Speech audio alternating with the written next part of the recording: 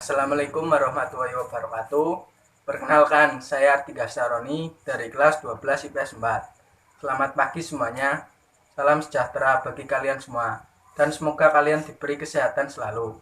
Pada kesempatan pagi hari ini, kami akan menjelaskan materi tentang angka kejadian dan cara penularan penyakit menular seksual.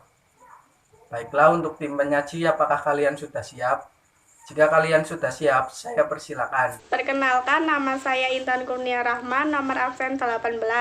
Saya akan menjelaskan tentang angka kejadian penyakit menular seksual atau PMS. A. Menurut WHO mengatakan bahwa jumlah total kasus PMS tahun 2013 pada orang dewasa diperkirakan yaitu 1. 498.900.000 kasus C. trachomatis, 2. 106,1 juta kasus Neisseria gonorrhoeae, 3. 10,6 juta kasus sifilis, 4. 276.400.000 kasus T. vaginalis. 11 negara di Asia Tenggara dengan prediksi total kejadian PMS yang dapat disembuhkan sekitar 78,5 juta di antara jumlah populasi 945,2 juta jiwa pada orang dewasa dengan rentang usia 15 sampai 49 tahun. B. Berdasarkan data Kemenkes Republik Indonesia, menurut data Kemenkes Republik Indonesia tahun 2011 menunjukkan prevalensi gonore berkisar WPS langsung 56%, WPS tidak langsung 47%, dan waria 43%. Sedangkan sifilis berkisar penasun 3%, waria 28%, dan LSL 3%. Perkenalkan, nama saya Intan Herlina, absen 17. C. Menurut Profil Kesehatan Provinsi Lampung, jumlah kasus PMS pada tahun 2012 yaitu 1. HIV. Kasus HIV pada laki-laki berjumlah 210, sedangkan pada perempuan berjumlah 173. 2. Kasus PMS lainnya, laki-laki berjumlah 419 kasus dan perempuan berjumlah 2.942 kasus. D. Menurut Profil Kedinasan Kesehatan Kota Bandar Lampung, pada tahun 2015 kasus PMS sejumlah 2.066 pasien antara lain 1. Cervicitis atau proktis berjumlah 1.681 pasien. 2. Uretritis non-gonore berjumlah 176 pasien. 3. Ulkus genital berjumlah 49 pasien. Nama saya Mariska Anggun Mahardini, nomor absen 19. Saya akan menjelaskan cara penularan penyakit menular seksual. 1. HIV atau AIDS.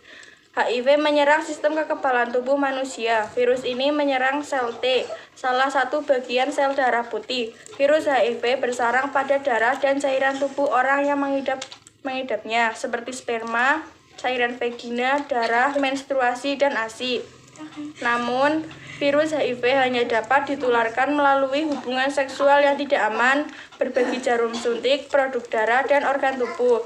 Selain itu, ibu hamil yang positif HIV dapat menularkan pada bayinya.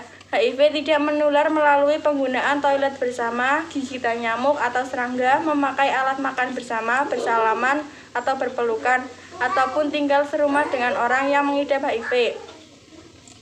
2. Gonore. Gonore merupakan salah satu PMS yang paling umum, penyakit yang disebabkan oleh bakteri Neisseria gonorrhoeae. Ini bisa menyebabkan penderitanya mengalami kencing nanah. Penyakit gonore tidak hanya bisa menular melalui hubungan seksual saja, tetapi juga lewat persalinan. Sebab bakteri gonore memiliki protein di permukaannya yang dapat menempel pada uretra, dan rahim. Bakteri yang menempel itu bisa menyebar dan menyerang sel-sel dalam organ.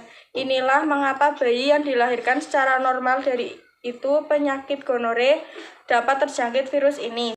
Perkenalkan, nama saya Rita Anggreni, nomor absen 29. 3. Sifilis. Sifilis atau raja singa disebabkan oleh infeksi bakteri Treponema pallidum. Sifilis dapat menyebabkan masalah kesehatan jangka panjang seperti artritis, kerusakan otak, hingga kebutaan.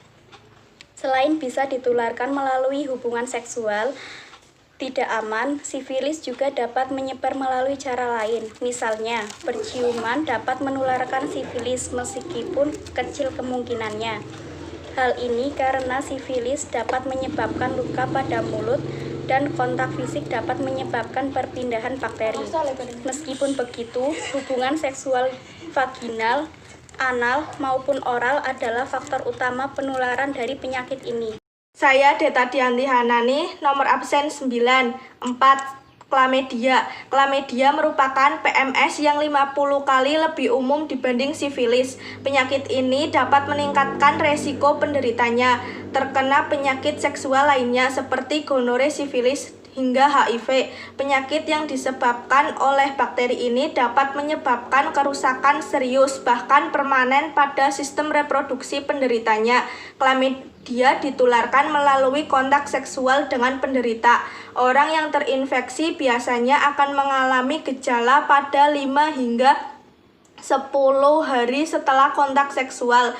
Pada wanita hamil, sangat rentan menularkan bakteri chlamydia pada bayinya. 5. Kutil kelamin. Penyakit ini disebabkan oleh virus human papilloma virus. Kutil kelamin tidak menyebabkan sakit, tetapi penderita akan merasakan gatal atau area kemaluan menjadi kemerahan. Kadang kutil kelamin juga bisa menyebabkan pendarahan. Virus HPV tidak hanya menular melalui hubungan seksual, tapi bisa menyebar melalui kontak kulit.